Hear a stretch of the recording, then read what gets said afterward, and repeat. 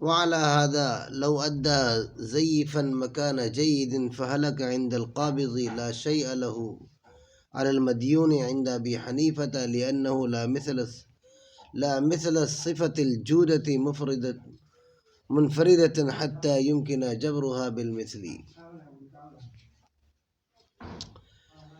یہاں سے مصنف علیہ الرحمٰن نے اس قانون پر یعنی ادائے قاصر کے حکم پر 3 مسائل متفرع فرمائے ہیں۔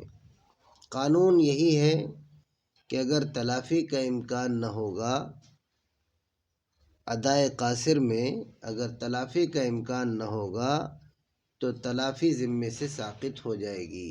یہ ہے قانون۔ اس پر یہ مسئلہ بیان ہونے جا رہا ہے کہ ایک آدمی ہے جس نے کسی سے قرض لیا تھا، لیکن جس وقت قرض لیا تھا اس وقت اس نے صاف ستھرا اور کھرا اور عمدہ مال لیا تھا، اور جب واپس کر رہا ہے تو کھوٹا اور گھٹیا واپس کر رہا ہے۔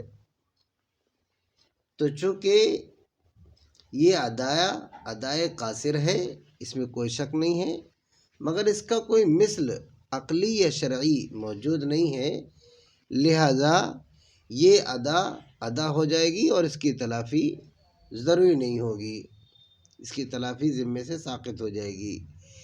اسی طریقے سے ایک دوسرا مسئلہ ہے کہ کسی آدمی نے کوئی غلام غصب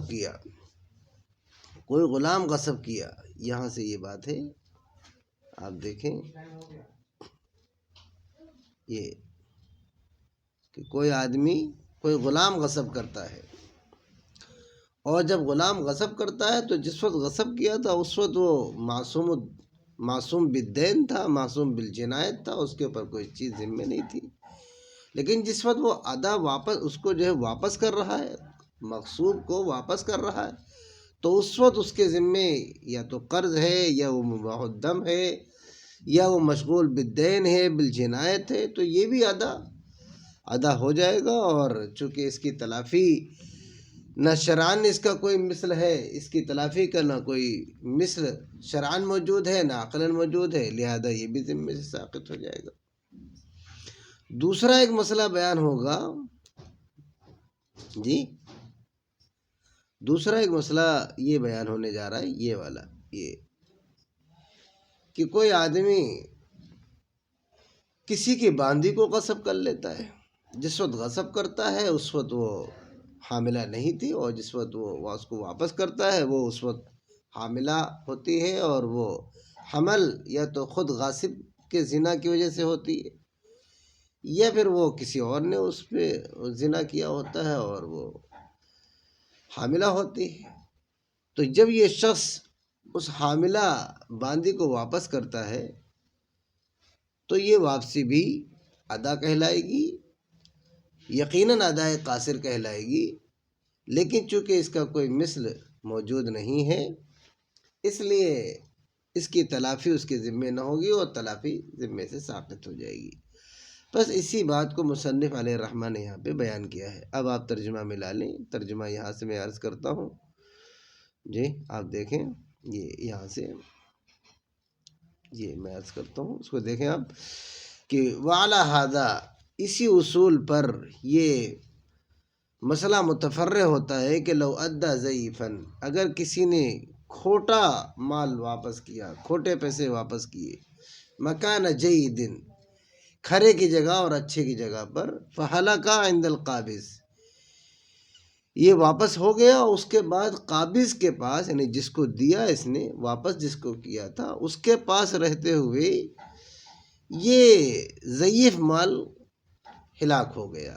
ہلاک اس اعتبار سے بھی ہو گیا کہ اس نے اس کو استعمال کر لیا، بیچ دیا، اس کو استعمال کر لیا، یا وہ پیسے ضائع ہو گئے، یا اس نے اس کو استعمال کر لیا، کوئی سامان خرید لیا اس کے بدلے میں، جو بھی ہو بہرحال وہ اس کے پاس موجود نہ ہے۔ فرماتے ہیں لا شیء لہ علی المدیون، اس قابض کے لیے کوئی چیز مدیون کے ذمے نہ ہوگی عند ابی حنیفہ، لأنه لا مثل صفت الجودت منفردتا، اس لیے کہ صفت جودت کا کوئی مثل جی یعنی تنہا صفت جودت کا کوئی مثل نہیں ہے جی. کیوں نہیں ہے؟ اس لیے کہ جود یعنی اچھا ہونا اور کھرا ہونا ایک صفت ہے، ایک وصف ہے، اور وصف بذات ہی محال ہوتا ہے. یعنی وہ کسی عین کے ساتھ تو ہوتا ہے، عین کے بغیر نہیں ہوتا. تو اب جودت کوئی ایسی چیز نہیں ہے، یہ تو عرض ہے جی. عرض کا وجود نہیں ہوتا، اس کا کوئی جسم نہیں ہوتا، لہذا اس کا کوئی مثل عقلی تو ممکن نہیں ہے جی. اور مثل شرعی اس لیے ممکن نہیں ہے کہ یہ پیسے ہیں، اور جی یہ پیسے ہیں، اور پیسے جو ہے اموال ربویہ میں سے ہوتا ہے، یعنی ربا ہوتا ہے اس میں. چنانچہ مثل شرعی بھی ممکن نہیں ہے کہ کوئی آدمی اگر 100 کا نوٹ نیا دے اور اس کی واپسی پرانے نوٹ سے کرے، تو پھر یہ نہیں ہوتا کہ آپ کا نوٹ، میں نے نیا نوٹ دیا تھا لہذا آپ پرانا نوٹ دے رہے ہیں تو اس لیے 110 روپے دیں. ایسا نہیں ہوتا ہے، کیونکہ یہ مال جو ہے یہ ربا میں سے ہوتا ہے. اس میں مثل شرعی ممکن نہیں ہے، اور مثل عقلی بھی ممکن نہیں ہے، کیونکہ صفت جو ہے تنہا اس کا کوئی وجود نہیں ہوتا.